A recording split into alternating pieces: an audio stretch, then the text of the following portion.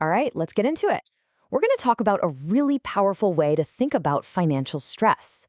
It's a framework that helps shift our focus away from a future we can't control and back to the only day we actually have. It's called the daily bread principle. You know that feeling, right? It's 3 in the morning, the house is totally silent, but your mind is just screaming. Screaming about the rent, about bills, about how you're going to make it through next month. It's not just a thought, it's a physical feeling. That knot in your stomach, that tightness in your chest, and it feels so heavy for a very real reason. See, that feeling, it's not just worry. It's actually a deep biological stress response. It's your body's alarm system going off because our fundamental human need for safety and control feels like it's under attack.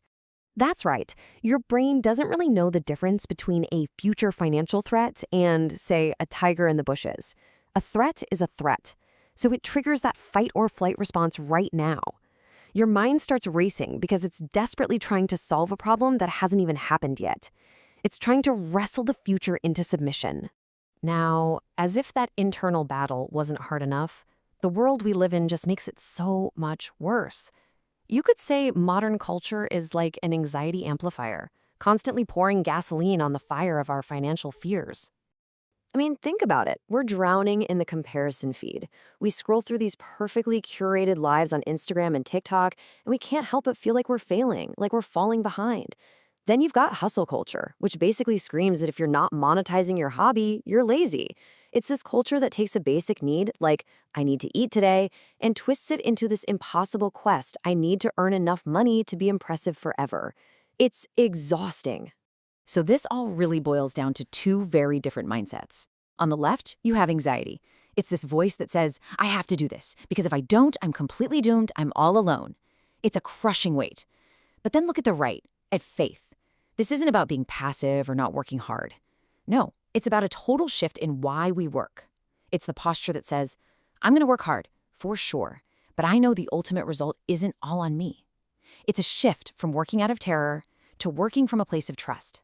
And to really get this shift, there's this incredible story from the book of Exodus. It's ancient, I know, but it's probably one of the best metaphors ever for thinking differently about where our provision comes from. So try to picture this. An entire nation of people has just been set free from slavery. It's a miracle. But then the reality hits. They are in the middle of a barren desert with no food, no water, no jobs, no plan. The celebration quickly turns to sheer terror. This is the ultimate financial stress. They had literally nothing. So what was God's solution? Well, it wasn't a giant warehouse full of food for the next decade. Instead, this weird wafer-like food called manna appeared on the ground every single morning. And the instructions were super specific. Only gather enough for today.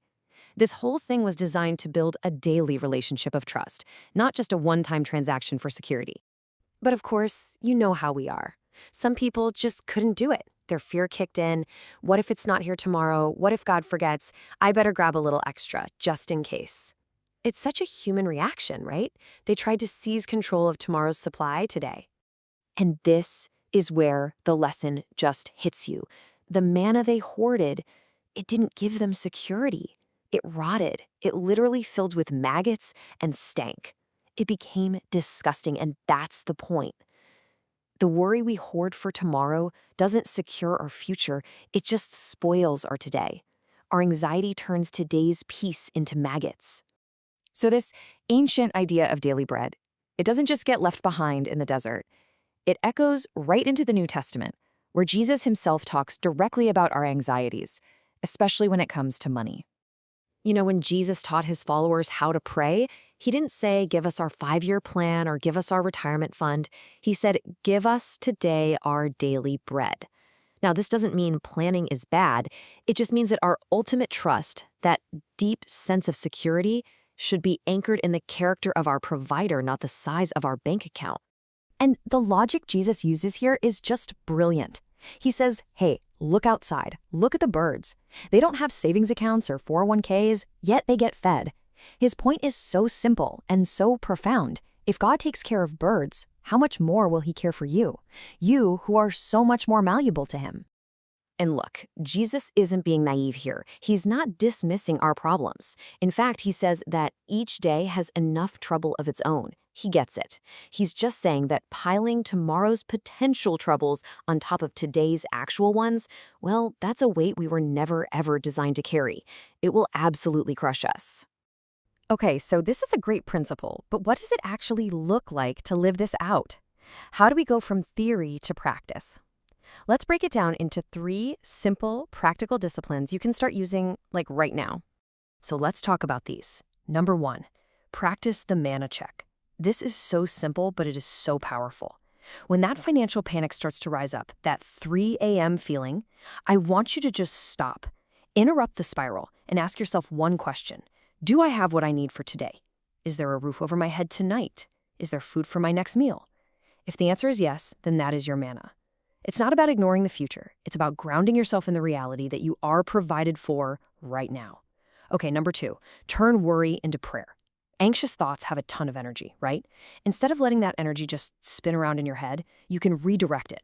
The second you catch yourself worrying, convert that specific fear into a specific request. Actively hand it over.